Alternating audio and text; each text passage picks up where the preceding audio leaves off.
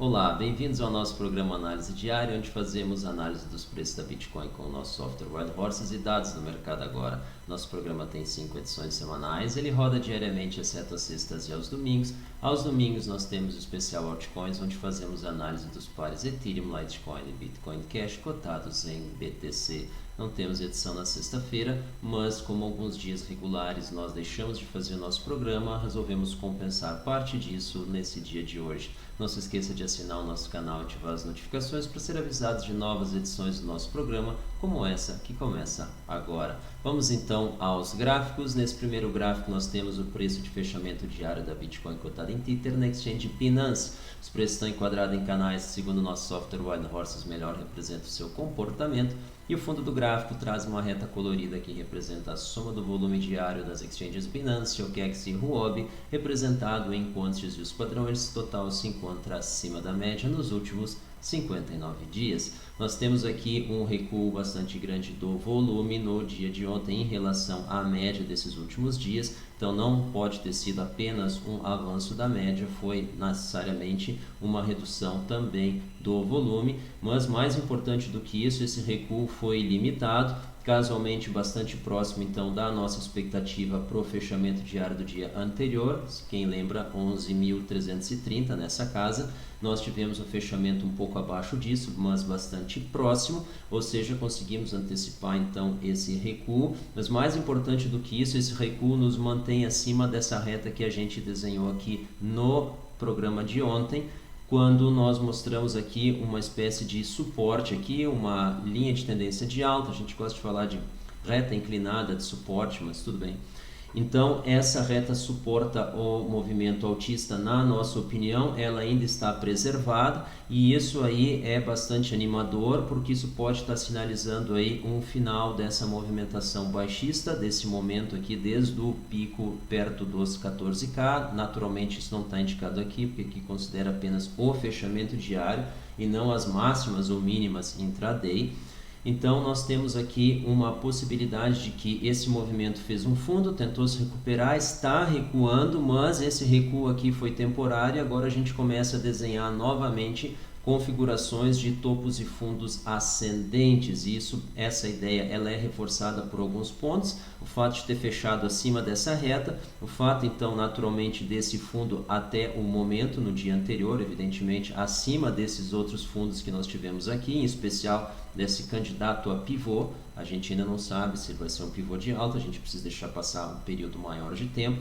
E outra, o recuo do volume. Então o recuo do volume é bastante importante, porque nós tivemos uma queda, então uma queda com pouco volume, com a menor extensão, mostra na nossa interpretação uma baixa convicção do mercado nessa direção da movimentação dos preços. E importante também, esses fechamentos diários eles continuam inclusos aí no canal horizontal que a gente identificou, 10K5, 12K5. Então bastante razoável. Evidentemente nós vamos ter uma dificuldade para romper os 12K, mas é forçoso notar os 12K5, eles estão acima desse topo que a gente teve aqui. Então um teste a ele, um fechamento, ainda que sem o rompimento, configuraria mais um topo então acima agora desse anterior. Então bastante positiva essa configuração. Vamos dar uma olhada na nossa expectativa para o final do dia de hoje. E aí nós temos aí 11.444 tethers para as 21 horas horário de Brasília do dia de hoje, sexta-feira, 5 de julho.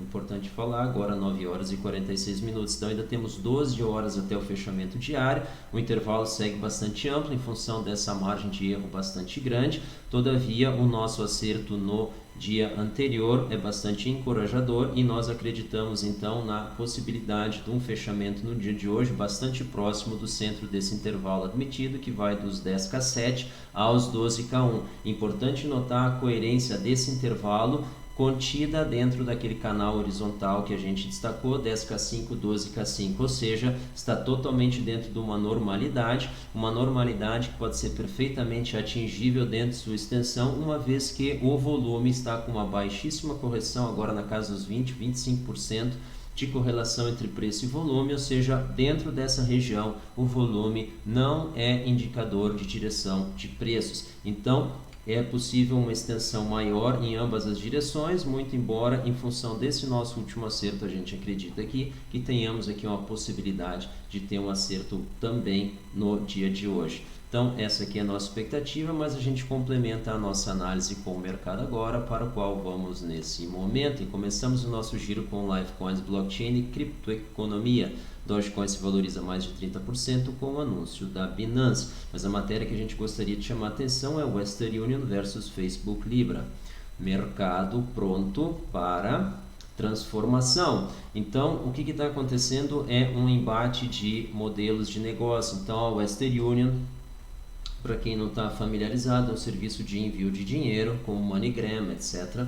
E aí a matéria apresenta, então, a possibilidade do Facebook, então, combatendo esses serviços, tomando o mercado deles, concorrendo com eles via a sua estrutura de acesso ao público e então com uma moeda que permita então esse tráfego, né? Essa moeda ela é lastreada então, como diz a matéria, em títulos de governo e reservas em dólares, etc. Mas evidentemente esses laços eles vão sofrer então no momento em que nós tivermos uma desvalorização exatamente desses títulos, que é quando a taxa de juros subir, mas isso não é o mais importante. A questão toda é que existe uma série de modelos de negócio, inclusive outros que são citados nessa matéria, que concorrem com a Western Union, como por exemplo o PayPal, que também não tem a sua criptomoeda, né?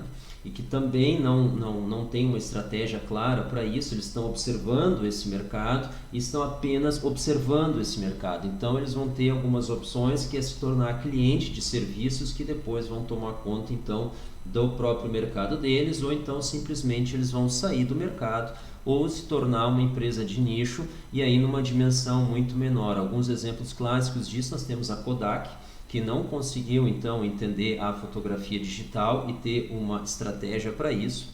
Nós temos empresas então como a IBM, que não entendeu a popularização dos computadores. Ela era uma empresa que não era líder, ela era a única empresa do mercado, né, na época em que dos grandes mainframes, e ela perdeu então 99,9999, ela reteu, quem sabe, um milésimo, um milionésimo então do mercado que ela tinha.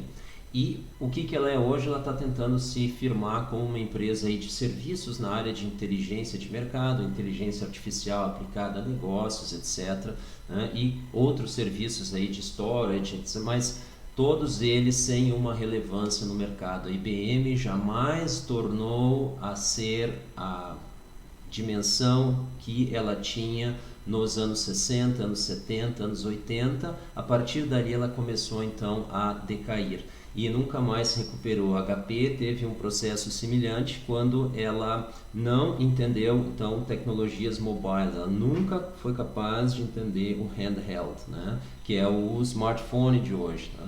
Nokia passou por uma situação muito parecida. Ela não acreditou no touchscreen. Aí ela não conseguiu explorar, foi a primeira empresa a explorar um ecossistema, onde é que tu tem o Symbian, então tu conseguia baixar aplicativos para o teu celular, mas ela não conseguiu desenvolver isso. O Western Union é uma empresa que vive da remessa de dinheiro, só que ela não consegue entender as criptomoedas, porque as criptomoedas não são envio de dinheiro, é um envio de informação. O que acontece é que existe um valor associado a essa informação que circula, e isso ela não entende, porque ela lida com dinheiro.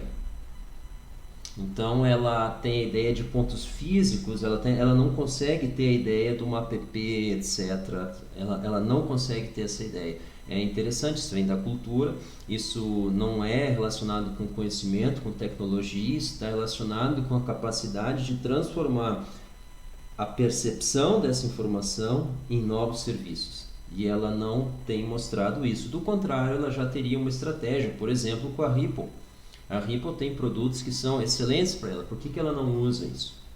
Por que ela não se redimensiona? Porque ela tem receio. E esse receio está custando caro e isso pode levar essas empresas à extinção. Na minha opinião, elas já estão mortas, tá? A Microsoft já está morta, a Microsoft nunca entendeu um sistema operacional leve, ela nunca entendeu que a plataforma computacional saiu do notebook e foi para smartphone, foi para TV. Imagina uma TV rodando Windows, tá? onde é que tu vai apertar Ctrl Alt Del. Então, essas são as realidades de empresas que ficam para trás. Eu peço perdão pela extensão do comentário, mas eu gostaria de chamar a atenção que grandes empresas não conseguem entender novas tecnologias. Isso é normal, isso tem sido assim e nós estamos vivenciando isso mais uma vez. CoinMarketCap, Bitcoin, benchmark nesse momento $11.220, Ethereum 292, Ripple 38, recuando aos 38. Isso é estranho, isso é um sinal baixista para o mercado. Litecoin 119 se mantendo, Bitcoin Cash 403 recuando, mas ainda nos 400, EOS 5.83 e Binance Coin 33.38. Então nós temos sinais diversos ali acompanhando as Litecoins. Algumas estão recuando, outras não tanto. Claro, evidentemente aqui nas últimas 24 horas tudo está no negativo, porém uns mais do que os outros. Então a gente está acompanhando esse nível de preço. Por exemplo, Litecoin abaixo de 115 é um problema, Bitcoin Cash abaixo de 400 é um problema, EOS 5.83 não é um nível alto, é uma indicação altista, seria na casa dos 6. Binance Coin abaixo dos 32 é um problema, na verdade já abaixo dos 33 não é um sinal bom. Então esses níveis aí, Ethereum por exemplo está bastante alto, razoavelmente aqui 292, ele ficaria com um viés baixista quando ele perdesse os 280. E o Ripple aqui abaixo dos 39, por sim, é um sinal baixista. Vamos dar uma olhada no volume nesse momento. Nós temos aqui BitMEX 5.3, Binance 2 Bi e OKEx 1.7. Então nós temos aí um recuo aí da Binance aí nas últimas horas. A gente vê aqui 10%, um recuo bastante razoável. Mas o OKEx então vem se mantendo aí praticamente flat. E a BitMEX então ela vem oscilando aí com as suas negociações de derivativos. Dá uma olhada no mercado agora, a gente começa com o tempo gráfico de 1 hora, então a gente vê aqui essa oscilação. Pessoal que estava operando aí quando fez o teste dos 12K e não acreditou, parabéns, teve uma oportunidade de a gente fazer uns ganhos aí na casa dos 15%, dado o recuo aqui a partir dos 12K, isso seria uma boa estratégia quando tu vê aqui que ele não rompeu o suporte. Bom, o caminho ele cair, então aqui talvez justifique uma venda. Por favor, não vendam a descoberto, vendam o que vocês têm, não vendam a descoberto, não trabalhem alavancado, por favor. E aí os preços vão cair, eles vão ter repique, mas quem tiver coragem, quem suportar aqui o nível de preço e acertar aqui uma tolerância aqui na recompra acima dos 12K, né? Se tu for operar por essa lógica, o mercado sobe, ele bate nos 12K e ele não rompeu, ele caiu, tu vende, por exemplo. Isso não é uma recomendação, isso aqui é uma opinião. Então o que tu faz? Tu coloca uma ordem de compra acima aqui, né? Tu não aciona ela, por favor, né? Mas seria uma espécie de stop, tu pode ter isso mentalmente, tu pode anotar, tu pode ficar acompanhando, mas se os preços passarem dos 12K, aí tu faz a compra. O que é passar dos 12K? É o fechamento do tempo de candle no qual tu está operando. Então fechou um candle aqui em cima, abriu o outro, confirmou com o segundo, compra, fecha a tua operação. Perdeu, tá? Mas do contrário, tu deixa a operação aberta e isso te permite aqui acompanhar essa movimentação e aí tu vai fechar a operação quando ela bater no suporte forte, tu vê que ele não está rompendo, aí tu faz a mesma lógica aqui de cima. Então aqui tu fecha a operação porque ele bateu e não rompeu, que nem aqui ele bateu, não rompeu, tu abriu a operação, aqui ele bate no suporte, não rompe, tu fecha a operação. E a outra é quando o teu objetivo de lucro for atingido. Se em algum momento tu sentir insegurança, o mercado parar de se comunicar contigo, que não tiver noção do que tu está acontecendo, fecha a operação e sai do mercado. Fecha a operação e sai do mercado. E se tu não está conseguindo desligar do monitor, porque tu precisa olhar os preços, isso é sinal que tu está operando grande demais.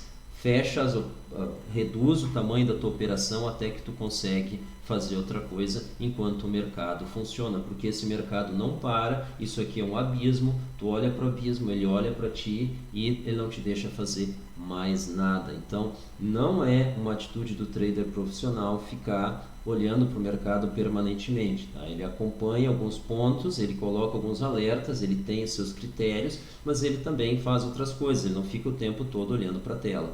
Tá bom? Então é muito importante a gente ter regras claras e entender que as regras claras não vão dar vitória sempre, mas elas vão dar vitória na maioria das vezes. ou as vitórias mais importantes.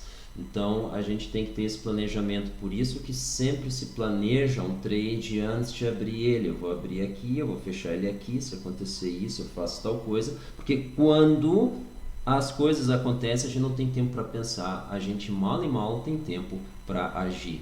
Vamos dar uma olhada em um dia, então antes de sair dessa tempo de gráfico, a gente está vendo aqui a oscilação acontecendo, mas toda ela dentro dessa região, à exceção desse período aqui. Isso aqui é ruim, então nós tivemos aqui no dia 1º de julho, nós tivemos a nossa saída e o retorno no dia 2, ficamos aqui 24 horas aqui fora dessa região, isso não é bom, isso talvez sugira uma extensão da região até os 9K7, todavia nós ainda temos aqui os 10K5 como nosso suporte, então enquanto nós estivermos aqui dentro, não precisa se preocupar e tem muito pouca oportunidade aqui para operar. Nós tivemos aqui, é verdade, aqui dos 12K até esse mergulho aqui, mas não é típico oportunidades aqui em função dos movimentos curtos e em ambas as direções. Então a oportunidade de ganho aqui é muito pequena e o tempo que isso consome é muito grande, não justifica, tá? Teria que se operar com volumes muito grandes para conseguir ter um ganho considerável nessa região.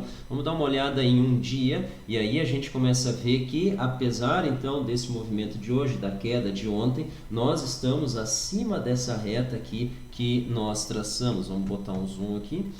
Então essa recuo de ontem, ele ainda nos mantém acima dessa reta e a gente está vendo aqui, a queda de ontem foi com um pequeno volume. Nós estamos no dia de hoje aqui fazendo uma espécie de acumulação, nós já vamos dar uma olhada na semana para ver como é que isso está. Nós estamos aqui praticamente na metade do dia, ainda temos aí 11 horas para o dia de hoje, já passamos da metade do volume do dia anterior e paramos de cair, então bastante promissor aí essa configuração, acima da reta, com um pouco mais de volume, estamos estáveis, então a gente está provavelmente fazendo uma segunda reversão. Fizemos a primeira aqui no fundo da movimentação, podem notar o fechamento diário dentro dessa reta que a gente traçou aqui, dentro desse nosso canal horizontal. E agora estamos aqui fazendo, quem sabe, aqui um fechamento diário acima dessa reta, um fundo superior ao último fundo que nós fizemos. A nossa expectativa aqui é subir. A gente acredita que, quem sabe, até o final dessa semana a gente possa ter, a gente espera um teste aos 12K,